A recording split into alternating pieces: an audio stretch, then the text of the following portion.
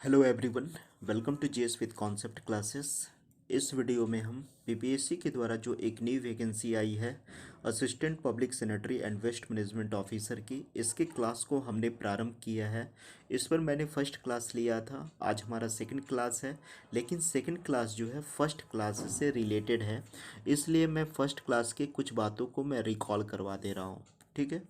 उस क्लास में मैंने वेस्ट को डिफाइन किया था कि वेस्ट किसे कहते हैं। सेकंड नंबर पे मैंने इसके टाइप्स पर मैंने डिस्कस किया था कि ये कितने तरह के होते हैं, और मैं बताया था कि ये 5 तरह के होते हैं। फर्स्ट में सॉलिड वेस्ट होते हैं, दूसरे में लिक्विड वेस्ट होते हैं, और थर्ड नंबर पे ड्राई वेस्ट होते हैं, यानी सूखा अपशिष्ट पदार्थ। चौथे नंबर पे होते हैं बायोडिग्रेडेबल। ठीक है, क्या होता है? बायोडिग्रेडेबल। बायोडिग्रेडेबल का मतलब होता है जैव निम्नीकरण, इसे हिंदी में कहा जाता है। इसका मतलब होता है कि वैसे अपशिष्ट पदार्थ जो अगर पृथ्वी के अंदर ढक करके अगर छोड़ दिया जाए तो कुछ वर्षों के बाद, हजार वर्षों के बाद, लाखों वर्षों के बाद उनका डिकम्पोजिशन हो करके उनका रूपांतरण हो जाता है, उनका ट्रांसफॉर्म हो जाते हैं। अगर मैं एग्जाम्पल की बात करूं तो आप देखेंगे कि लंबे वर्षों तक पृथ्वी के अंदर पेड़ पौधे जीव जंतु दबे रहने के कारण उनका ट्रांसफॉर्म किस में हो गया है? कोयला के रूप में परिवर्तित हो गए हैं। ठीक है। तो ये बायोडिग्रेडेबल के कारण ही पॉसिबल हो पाता है। इसी के कारण, क्योंकि पृथ्वी के लैंड में, ज़मीन के अंदर बहुत सारे बैक्टीरिया होते हैं जो डिकम्पोज करते हैं, छोटे छोटे भागों में तोड़ते रहते हैं। ठीक है। और पांचवा नंबर पे मैं नॉन बायोडिग्रेडेबल की बात किया था। तो नॉन बायोडिग्रेडेबल का मतलब होता है वैसे अपशिष्ट पदार्थ जिनका निम्नीकरण नहीं किया जा सकता है, जैसे कि प्लास्टिक। अभी हमारी जो सरकार है, चाहे वो सेंट्रल गवर्नमेंट चाहे स्टेट गवर्नमेंट में, बिहार सरकार वन टाइम्स यूज प्लास्टिक पर बैन लगा रही है।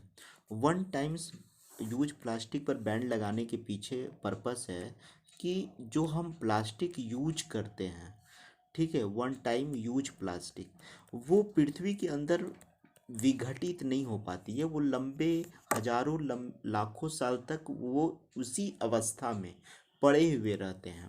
ठीक है।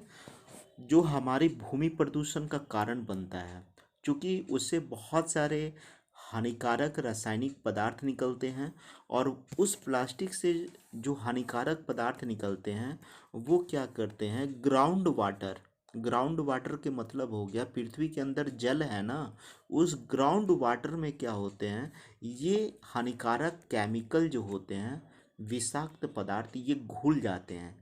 केमिकल, ये जो खतरनाक केमिकल होते हैं ग्राउंड वाटर में मिल जाते हैं, और इस ग्राउंड वाटर का जब हम लोग प्रयोग करते हैं तो हमें डिफरेंट डिफरेंट तरह के बीमारियां पैदा हो जाती है। ठीक है।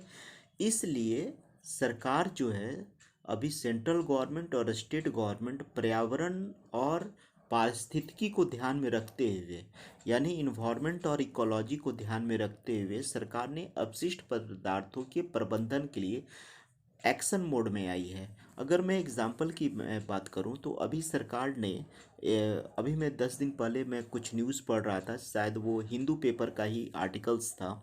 उसमें मैंने देखा था कि गवर्नमेंट ऐसा भी इनिशिएटिव ले रही है जिसमें मार्केट में जिस कंपनी का रैपर पड़ा हुआ है, जैसे मान लीजिए कि कोई बिस्किट का रैपर पड़ा हुआ है, कोई चिप्स का रैपर पड़ा हुआ, वो जो कंपनी बना रही है उसी कंपनी को उठाने की भी रिस्पॉन्सिबिलिटी देने की बात की जा रही है, कि जिस कंपनी का रैपर होगा उसी कंपनी, वो ही कंपनी जो है उस कचरे का निस्तारण करेगी। लेकिन इस एक्शन जो हमारी सरकार ले रही है, इसके भी कुछ पॉजिटिव फीडबैक आएंगे, कुछ निगेटिव फीडबैक आएंगे। क्योंकि उसमें क्या होगा, बहुत सारा जब कचरा पड़ा हुआ रहेगा तो बहुत सारी कंपनियां खुद अपने एजेंट को बोलेगी उठाने के लिए, और वो कहेगी कि वो मेरी कंपनी का कचरा नहीं है इसलिए मैंने नहीं उठाया। तो ऐसा भी केस आ सकता है। या इसका दूसरा पहलू ये भी आ सकता है कि बहुत सारी कंपनियां आपस में मर्ज हो जाएगी, और वो किसी कंपनी को, थर्ड कंपनी को हायर कर लेगी और कहेगी कि आप इन इन कंपनियों के कचरा को आप उठाइए, और ये कंपनी क्या करेगी, कचरा को उठाएगी। तो गवर्नमेंट की रिस्पॉन्सिबिलिटी यहाँ पे ख़त्म हो जाएगी और कंपनियाँ जो है एक्शन मोड में आ जाएगी। तो ये ठीक है, इस पे गवर्नमेंट अगर इनिशिएटिव लेने की बात कर रही है तो हो सकता है कि फ्यूचर में इसका पॉजिटिव रिजल्ट देखने को मिले। ठीक है। तो आप लोग पिछले वाले क्लास को आप लोग देख लीजिएगा, मैंने उसमें बहुत सारी चीज़ों को मैंने बताया था। इस क्लास में को अब हम लोग आगे की ओर बढ़ाते हैं, क्योंकि क्लास का ड्यूरेशन लंबा हो जाएगा और लंबा वीडियो शायद आप लोग देखना पसंद नहीं करते हैं। ठीक है। तो उस क्लास में मैंने और भी चीज़ों को बताया था, मैं संक्षिप्त में बता दे रहा हूँ, हालांकि उसको फुल डिटेल में आप लोग देख लीजिएगा। उसमें मैंने बताया था कि वेस्ट मैनेजमेंट का मीनिंग क्या होता है, और उसमें जो है मैंने 3R का कॉन्सेप्ट को बताया था कि 3R में फर्स्ट जो आर होता है रिड्यूज का होता है, यानी न्यूनीकरण का होता है। किसी भी ठोस अपशिष्ट पदार्थ को हम लोग क्या करते हैं, छोटे छोटे पार्टिकल्स में बांटते हैं, फिर हम लोग रीयूज करते हैं, पुनः उपयोग करते हैं। और एक आर का मतलब होता है रिसाइकिल करते हैं।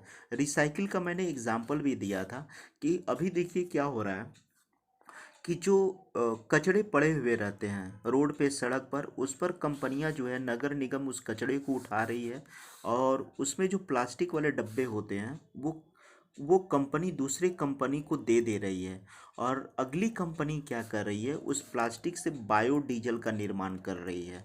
बायोडीजल का निर्माण कर रही है ऊर्जा के रूप में। यानी कहने का मतलब ये है कि उस प्लास्टिक का यूज कहाँ हो गया, इनर्जी के फील्ड में हो गया। ठीक है। तो ये सारी चीज़ों पे मैंने डिस्कस किया था। उसके बाद मैंने डिस्कस किया था कि मेथड क्या होते हैं, अपशिष्ट पदार्थों का प्रबंधन की विधियाँ क्या होती है। ये पिछले क्लास से मैंने डिस्कस किया था, जिसमें मैंने बताया था लैंडफिल होता है। दूसरे नंबर पे मैंने इंसरेशन की बात किया था कि इंसरेशन के अंतर्गत हम लोग क्या करते हैं, इंसिनरेशन। ठीक है। और थर्ड में हम लोग बात किए थे यरोलिश मेथड की बात किए थे। अभी मैं डिस्कस नहीं करूँगा, आप लोग उस, केवल मैं पॉइंट को रिकॉल करवा दिया। ठीक है, आप लोग उस वीडियो को देख लीजिएगा। आज हम लोग क्या क्या डिस्कस करेंगे, आज हम लोग अपशिष्ट पदार्थों का प्रबंधन में क्या क्या चुनौतियाँ आ रही है, ठीक है, क्या क्या चैलेंज आ रहा है गवर्नमेंट के समक्ष, नगर निगम के समक्ष, म्यूनिसिपल के समक्ष क्या क्या प्रॉब्लम फेस करने को मिल रहे हैं, ये सब देखेंगे। ठीक है। और उसके बाद हम इसके इफ़ेक्ट को देखेंगे। इफ़ेक्ट में क्या होगा कि अपशिष्ट पदार्थों का, ठीक है, अगर हम इसका रिसाइकिल नहीं करें, रीयूज ना करें, तो इसका इफ़ेक्ट क्या क्या हो सकता है। ठीक है, प्रभाव कहाँ कहाँ पड़ सकता है।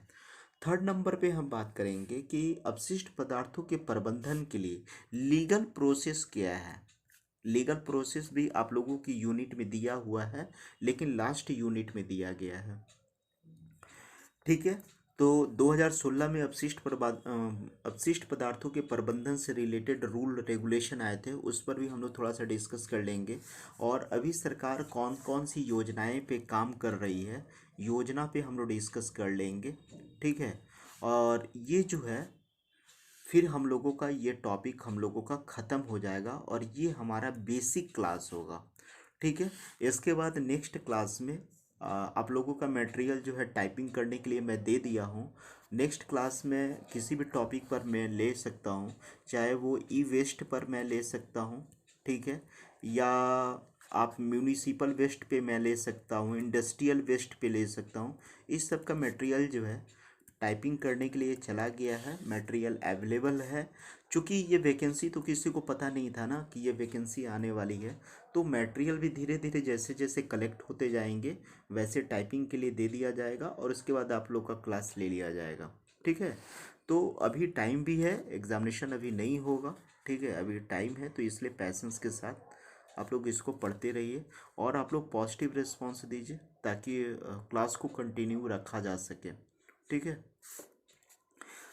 तो इसमें चैलेंजिंग क्या क्या है हम लोग इस पर डिस्कस करते हैं। चैलेंजिंग में क्या है कि भारत में अधिकांश शहरी स्थानीय निकाय वित्त, बुनियादी ढांचे और प्रौद्योगिकी की कमी के कारण कुशल अपशिष्ट प्रबंधन सेवाएं प्रदान करने के लिए संघर्ष करते हैं। भारत में अधिकांश शहरी स्थानीय जो निकाय हैं यानी नगर निगम के पास क्या चीज़ की कमी है? वित्त की कमी है, फाइनेंस की कमी है, बुनियादी ढांचा नहीं है उनके पास। बुनियादी ढांचा का मतलब है जितनी उनकी सुविधाएं चाहिए थी, गाड़ी की सुविधा चाहिए था, वर्कर लोगों के लिए ग्लव्स की ज़रूरत होती है, क्योंकि उसमें बहुत सारे अपशिष्ट पदार्थों में हानिकारक पदार्थ भी होते हैं। तो वैसे कपड़े भी मुहैया करवाए जाते हैं कर्मचारी वर्ग को, ताकि वो वहाँ पे काम करने जाए तो उनके उनके पास कोई हेल्थ इशू ना हो, कोई स्वास्थ्य पे प्रतिकूल प्रभाव ना हो। और टेक्नोलॉजी का अभाव है, जिसके कारण वो क्या कर रहे हैं, स्ट्रगल कर रहे हैं। ठीक है। सेकंड नंबर पे क्या चुनौतियां हैं? चुनौतियां हैं शहरीकरण की, क्योंकि आपको पता है कि जैसे जैसे हमारे देश में अर्बेनाइजेशन बढ़ रहा है, शहरीकरण बढ़ रहा है, वैसे वैसे क्या हो रहा है, अपशिष्ट पदार्थों का संकलन भी ज़्यादा हो रहा है, संग्रहण भी ज़्यादा हो रहा है। हम लोग भौतिकवादी ज़्यादा होते जा रहे हैं। मोबाइल अ, मोबाइल का हम लोग तुरंत अपडेट करते हैं। अब वो मोबाइल कहाँ जाता है, पुराना वाला मोबाइल तो फिर कचड़े में चले जाते हैं ना। मोबाइल, टीवी, फ्रिज, रेफ्रिजरेटर, ठीक है, जितने भी भौतिक सुख सुख सुविधाएं की चीज़ है हम लोग ज़्यादा से ज़्यादा इस्तेमाल कर रहे हैं। और ये पॉसिबल होते जा रहा है अर्बेनाइजेशन के कारण, क्योंकि लोगों में भौतिकतावादी प्रवृत्ति बढ़ रही है। और इसके कारण क्या हो रहा है कि ठोस पदार्थों की क्या हो रही है, ठोस पदार्थों का जो संग्रहण है बढ़ता जा रहा है। तो ये हमारे लिए चैलेंजिंग है। थर्ड नंबर पे क्या है कि ठोस अपशिष्ट प्रबंधन नियम 2016 में अपशिष्ट के अलगाव को अनिवार्य किया गया है, परंतु अक्सर बड़े पैमाने पर इस नियम का पालन नहीं किया जाता है। ये हमारे लिए चैलेंजिंग है कि ये रूल तो हमारी गवर्नमेंट ने बना दी है, लेकिन इसका इम्प्लीमेंटेशन जो है, क्रियान्वयन जो है, वो सही तरीके से नहीं हो पा रहा है। ठीक है। अधिकांश नगर पालिकाएं जो है डंप स्थलों पर एकत्रित करती है। अक्सर इस स्थलों से काफ़ी बड़े पैमाने पर रोगों के जीवाणु पैदा होते हैं। ठोस अपशिष्ट पदार्थों को क्या करती है ये नगर पालिका, खुले स्थानों पर डंप करती है, जबकि होना क्या चाहिए था, इन्हें गड्ढा खोद करके ज़मीन के अंदर डालना चाहिए था। लेकिन ऐसा नगर पालिका नहीं करती है। वो क्या कर देती है, खुले में डंप कर देती है। और उस डंप करने की वजह से उस स्थलों के पास काफ़ी बड़े पैमाने पर जीवाणु पैदा हो जाते हैं, और आसपास रहने वाले लोग जो हैं उस रोग से काफ़ी ज़्यादा प्रभावित होते हैं। इस प्रकार स्थलों से जो दूषित रसायन भूजल में मिलता है वो आम लोगों के जनजीवन को काफ़ी नुकसान पहुंचाता है। मान लिया जाए कि किसी एरिया में, ठीक है, किसी एरिया में अपशिष्ट पदार्थों को खुले जगहों पर डंपिंग किया जा रहा है, ठीक है, डंपिंग किया जा रहा है। तो इस पर जो वर्षा जल होगा, ये वर्षा जल रीस रीस करके इसमें जो केमिकल होंगे, रासायनिक पदार्थ होंगे, वो क्या मिल जाएंगे, वर्षा जल में घुल जाएंगे। और ये वर्षा जल क्या बन जाएगा, ग्राउंड वाटर में बन जाएगा। ठीक है, भूमि जल में मिल जाएगा। और उस भूमि जल को जब हम प्रयोग करेंगे तो क्या होगा, हमारे हेल्थ पे प्रभाव पड़ेगा। तो ये सारी चैलेंजिंग है। अच्छा, दूसरी बात क्या है कि इससे जो है वायु प्रदूषण के लिए भी जिम्मेदार मानते हैं। इससे क्या हो रहा है, वायु प्रदूषण भी हो रहा है। तो ये सारी चैलेंजिंग है। दूसरी बात है कि इसका प्रभाव क्या है। हालांकि प्रभाव पर मैंने डिस्कस कर दिया था संक्षिप्त में, लेकिन यहाँ पर भी देख लीजिए। यदि अपशिष्ट का उचित प्रबंधन न किया जाए तो ये समुद्री और तटीय जैसी वित्तीय विशिष्ट पारिस्थितिकी तंत्रों को प्रतिकूल रूप से प्रभावित करती है। समुद्री अपशिष्ट को प्रभावित करेगी, ठीक है, समुद्री पारिस्थितिकी को प्रभावित करेगी। देखिए यहाँ पर मीनिंग को समझिए। मान लिया जाए कि नदियाँ नदियाँ का पानी जो है समुद्र में चला गया, ठीक है, और नदियाँ में क्या रहता है, मछली रहती है। समुद्र में भी मछली मिल जाते हैं, बहुत सारे जीव जंतु मिल जाते हैं। यानी और उस मछली का जब प्रयोग हम लोग करेंगे अपने खाद्य पदार्थों में तो उस वो क्या हो गया, वो केमिकल तो मेरे बॉडी में आ गया। आप देखेंगे कि समुद्री प्रजातियों में भी बहुत सारी विलुप्ति के कगार पे आ रही हैं। समुद्री प्रजातियां भी जो मिलती थी पहले, उसकी जैव विविधता में भी कमी आ रही है, क्योंकि बहुत सारी प्रजाति जो है जल प्रदूषण के कारण, नदियों में प्रदूषण के कारण वो उनका क्या हो रहा है, मृत्यु हो जा रहा है, वो डेथ कर जा रही हैं। ठीक है। तो ये सामुद्री पारिस्थितिकी की दृष्टिकोण से इसे कहा जाता है सामुद्रिक पारिस्थितिकी। ठीक है, सामुद्रिक पारिस्थितिकी की दृष्टि से। और आप लोगों को ये पता होगा कि कोई भी पारिस्थितिकी जो है मनुष्य के लिए ज़रूरी है कि अच्छा हो। ऐसा नहीं कि सामुद्रिक पारिस्थितिकी अगर बिगड़ेगा तो उसका इफ़ेक्ट मानव के जीवन पर नहीं पड़ेगा, मानव के भी जीवन पर भी पड़ेगा। इसलिए सामुद्रिक पारिस्थितिकी को भी ठीक ठाक रखना जरूरी है। साथ ही साथ क्या है कि प्रत्यक्ष या अप्रत्यक्ष रूप से, दोनों रूप से अपशिष्ट पदार्थ हमारे स्वास्थ्य कल्याण को कई तरीके से प्रभावित करते हैं। जैसे मीथेन गैस जलवायु परिवर्तन में योगदान देती है, स्वच्छ जल स्रोत दूषित हो जाते हैं। ठीक है, कहने का मतलब है कि अपशिष्ट पदार्थों से कहाँ कहाँ नुकसान हो सकता है। ठीक है, तो समुद्री पारिस्थितिकी प्रभावित हो सकती है, ओश ठीक है। उसके बाद क्या हो सकता है, मनुष्य का जो है हेल्थ प्रभावित हो सकता है, हमारा हेल्थ प्रभावित हो सकता है। क्यों हो सकता है? क्योंकि हमें वायु प्रदूषित होने लगता है, क्योंकि बहुत सारे अपशिष्ट पदार्थों से मीथेन गैस निकलता है CH4, और कार्बन डाइऑक्साइड, कार्बन मोनोऑक्साइड वगैरह अपशिष्ट पदार्थों से गैस निकलते हैं। और ये जो गैस होते हैं, कार्बन मोनोऑक्साइड, कार्बन डाइऑक्साइड्स, ठीक है, फिर उसके बाद मीथेन गैस, ये सब विषाक्त गैस होते हैं जो मानव हेल्थ को प्रभावित करते हैं। दम्मा जैसी समस्याएं हो जाएगी, फेफड़ा में प्रॉब्लम हो जाएगा, सांस लेने की प्रॉब्लम क्रिएट हो जाएगी। ठीक है। अच्छा, दूसरी बात क्या है कि अगर हम ऐसे वाटर को, दूषित वाटर से अगर हम खेती करते हैं, ठीक है, खेती करते हैं, तो उस खेती में जो धान की खेती की है, गेहूं की, मक्का की, उसका जब हम यूज करेंगे तो उसके हानिकारक तत्व भी हमारे बॉडी में आ जाएंगे। ठीक है, यानी हमारा जो फूड चेन है, फूड चेन का मतलब आहार श्रृंखला, वो क्या हो जाएगी, प्रभावित हो जाएगी। ठीक है, तो इस चीज़ को भी आप देख सकते हैं। तो ये इसका खराब इफेक्ट है, इस चीज़ को भी जानना जरूरी है। यहाँ से एग्जामिनेशन में क्वेश्चन पूछा जा सकता है। ठीक है, ये सारी चीज़ों पे डिस्कस हो गया है। देखिए, WHO का रिपोर्ट क्या कहता है कि विश्व स्वास्थ्य संगठन के अनुसार भारत में ठोस अपशिष्ट प्रबंधन में सुधार करके 22 प्रकार की बीमारियों को नियंत्रित किया जा सकता है। ये WHO का रिपोर्ट है।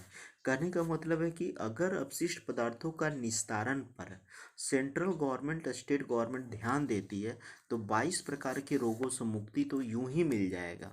ठीक है। अच्छा, सरकार जो है वैधानिक जो प्रयास की है उस पर हम लोग डिस्कस कर लेते हैं।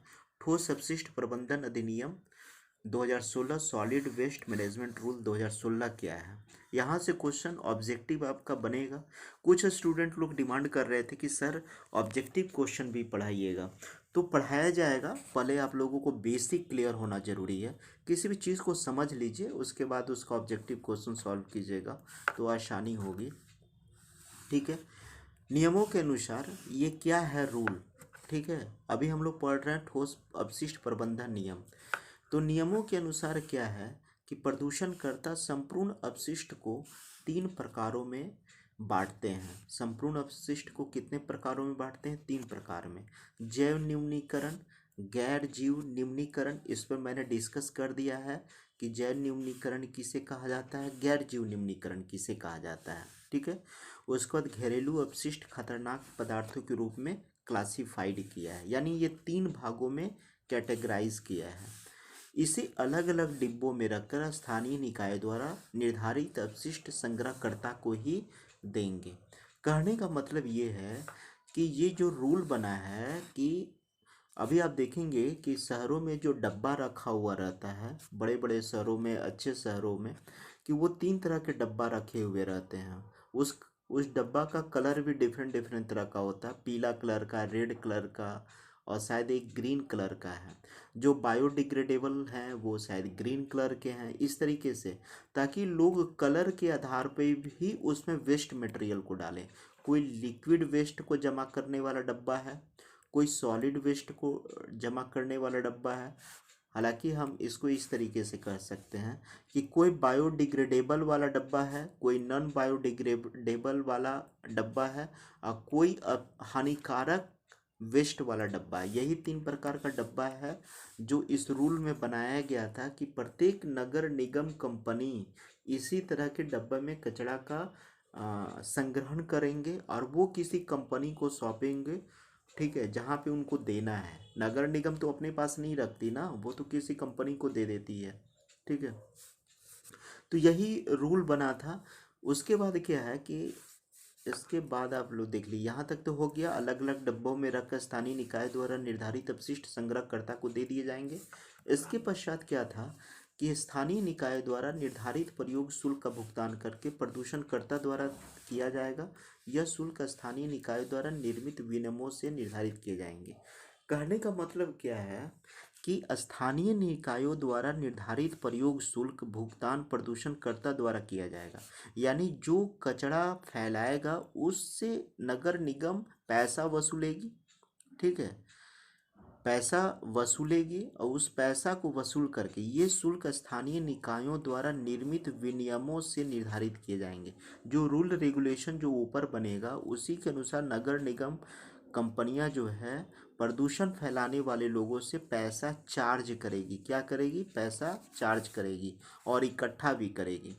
इस नियम के अंतर्गत यह प्रावधान है इस नियम के अंतर्गत यह प्रावधान है कि जो अपशिष्ट उत्पादन करता 20 टन प्रतिदिन और 300 टन प्रतिदिन महीने समान या उससे अधिक अपशिष्ट पदार्थों का निर्माण करेगा, उसे प्रत्येक निर्माण और तोड़ फोड़ के लिए स्थानीय निकाय से उपयुक्त स्वीकृति प्राप्त करनी होगी।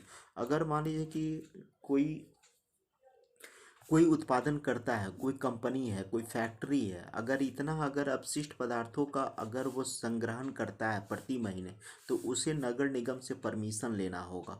ठीक है, और नगर निगम जब परमिशन देगी, स्थानीय निकाय जब परमिशन देगी तभी वो काम कर पाएगा, अदरवाइज नहीं कर पाएगा। ठीक है, ई ई कचरा प्रबंधन का नियम क्या है? ठीक है, देखिए कोई भी चीज़ फर्स्ट में एक बार में नहीं समझ में आएगी जब तक कि आप एक दो बार ना पढ़ लें। ठीक है, ई कचरा प्रबंधन नियम ई वेस्ट मैनेजमेंट अक्टूबर 2016 से प्रभाव में आ गया। तो आपसे क्वेश्चन ऑब्जेक्टिव पूछा जा सकता है कि ई कचरा प्रबंधन नियम कब आया था, तो आप जवाब दे सकते हैं अक्टूबर 2016। उसके बाद ये नियम जो है प्रत्येक निर्माता, उत्पादनकर्ता, उपभोक्ता, विक्रेता, अपशिष्ट संग्रहकर्ता, उपचारकर्ता एवं उपयोगकर्ताओं आदि सभी पर लागू होता है। ठीक है, ये केवल निर्माता वर्ग पे नहीं लागू होता, ये उत्पादनकर्ता पर भी लागू होता है, उपभोक्ता पर भी, विक्रेता पर भी, अपशिष्ट संग्रहकर्ता, उपचारकर्ता और उपयोगकर्ता पर भी लागू होता है। ठीक है, अनौपचारिक क्षेत्रों के श्रमिकों को औपचारिक रूप दिया जाएगा और श्रमिकों को ई कचरे के प्रबंधन हेतु प्रशिक्षित किया जाएगा। ये ये इम्पोर्टेंट लाइन है कि जो अनौपचारिक क्षेत्र के जो श्रमिक हैं, ठीक है, यानी इनफॉर्मल सेक्टर के श्रमिक को फॉर्मल माना जाएगा। उनके लिए सब कुछ सरकार जो है मैनेजमेंट करेगी, उनके हेल्थ इशू को भी देखेगी, उनका पेंशन भी उनको दिया जाएगा। ठीक है, उनका पेंशन भी दिया जाएगा, उनके जीवन जोखिम की सुरक्षा भी सरकार करेगी। ठीक है, उनको ट्रेनिंग भी सरकार देगी, उनको ट्रेनिंग भी देगी ताकि वो कचरा का निस्तारण करने में, संग्रहण करने में किसी प्रकार का उनके पास हेल्थ इशू ना हो जाए, यानी समाज में संक्रमण ना फैल जाए। क्योंकि बहुत सारे संक्रमण तो पर्सन टू पर्सन ट्रांसमिट भी तो होते हैं ना, एक पर्सन से दूसरे पर्सन में ट्रांसमिट हो जाता है। ठीक है, तो इस तरीके से हम लोग बात करेंगे। 5 सूत्रीय कार्य योजना पर सरकार काम कर रही है। ठीक है, वर्तमान में अपशिष्ट प्रबंधन के लिए राष्ट्रीय मिशन के रूप में कार्य करने की आवश्यकता है। अपशिष्ट प्रबंधन के लिए क्या करना है?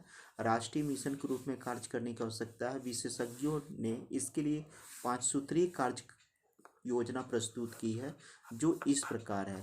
क्या विशेषज्ञों ने 5 सूत्रीय कार्य योजना की है, उस पर हम लोग डिस्कस कर लेते हैं। इसमें क्या है कि उन्नयन हेतु त्वरित खरीद प्रक्रिया को अपनाने की आवश्यकता है। लंबी प्रशासनिक प्रक्रिया के कारण प्रौद्योगिकी और उपकरणों की खरीद में अत्यधिक समय लग जाता है। ठीक है, बहुत सारे प्रशासनिक डिफ़ॉल्ट होते हैं जिसके कारण नगर निगम को सही समय पर सही टेक्नोलॉजी नहीं मिल पाता है, सामान नहीं मिल पाता है, गाड़ियाँ नहीं मिल पाती है, कर्मचारियों को कपड़े नहीं मिल पाते हैं, ताकि ग्लव्स नहीं मिल पाते हैं ताकि उनका संक्रमण ना हो सके। ठीक है, वैसे पोशाक भी होते हैं जिसको पहन करके वो फील्ड में जाएंगे, कचरा का संग्रहण करेंगे, तो उनके हेल्थ इशू नहीं होगा, तो उस तरीके से कम संभव हो पाता है, क्योंकि प्रशासनिक थोड़ा सा प्रक्रिया बाधित होती है। नेक्स्ट है कि बम्बई में नगर पालिका को ऊर्जा संयंत्र के अपशिष्ट प्रबंधन के लिए आवश्यक उपकरणों की खरीद करने में लगभग 7 वर्ष का समय लग गया था। एग्जाम्पल है, बॉम्बे नगर पालिका को ही ऊर्जा संयंत्र के अपशिष्ट पदार्थों के प्रबंधन के लिए 7 वर्ष का समय लग गया था। तो ये प्रशासनिक थोड़ा लेट लतीफ़ी है। उसके पश्चात क्या है, एकीकृत नीति बननी चाहिए। अपशिष्ट प्रबंधन हेतु एक एकीकृत नीति की आवश्यकता है, जिससे अपशिष्ट के विभिन्न प्रकारों का निस्तारण करने में सहूलियत होगी। इसके माध्यम से हजारों एकड़ भूमि लैंडफिल से मुक्त कराई जा सकती है। सरकार को एकीकृत नीति पर ध्यान देना चाहिए। दूसरी बात है कि कुशल मानव संसाधन होना चाहिए। अपशिष्ट प्रबंधन संयंत्रों के संग्रहण, संचालन, रख रखाव, अपशिष्ट प्रबंधन श्रृंखला को संचालित करने, बनाए रखने के लिए कुशल और प्रशिक्षित पेशेवर कर्मियों की नियुक्ति पर ध्यान देना है। यानी ट्रेंड ट्रेंड जो है वर्कर को ट्रेंड वर्कर को तैयार करने की ज़रूरत है। नेक्स्ट है शून्य अपशिष्ट समाज। ठीक है, भारतीय पारंपरिक रूप से एक ऐसा समाज है जहाँ वस्तु की बर्बादी बहुत कम होती है और सब कुछ पुनः उपयोग और पुनर्नवीनीकरण किया जा सकता है। हम ऐसे समाज के विकास को बढ़ावा देने की ज़रूरत है, यानी कि वैसा समाज बनाने की ज़रूरत है जहाँ पे अपशिष्ट पदार्थ हो ही ना। अगर कुछ अपशिष्ट पदार्थ हो भी तो हम उनको रिसाइकिल करके रीयूज कर सकें। यही गवर्नमेंट की 5 सूत्रीय कार्यक्रम है। तो आपसे एग्जामिनेशन में पूछा जाएगा कि सरकार की 5 सूत्रीय कार्य योजना इनमें से कौन सही है या कौन सही नहीं है। 5 सूत्रीय कार्य योजना, तो इसको याद रखिएगा, यहाँ से भी ऑब्जेक्टिव क्वेश्चन बन सकता है। पहले आप लोग थियोरेटिकल सेक्शन को ख़त्म कीजिए, उसके बाद हम लोग ऑब्जेक्टिव क्वेश्चन को भी सॉल्व करने की कोशिश करेंगे। ठीक है, और कंटेंट अगर अच्छा लगा हो तो सपोर्ट कीजिए।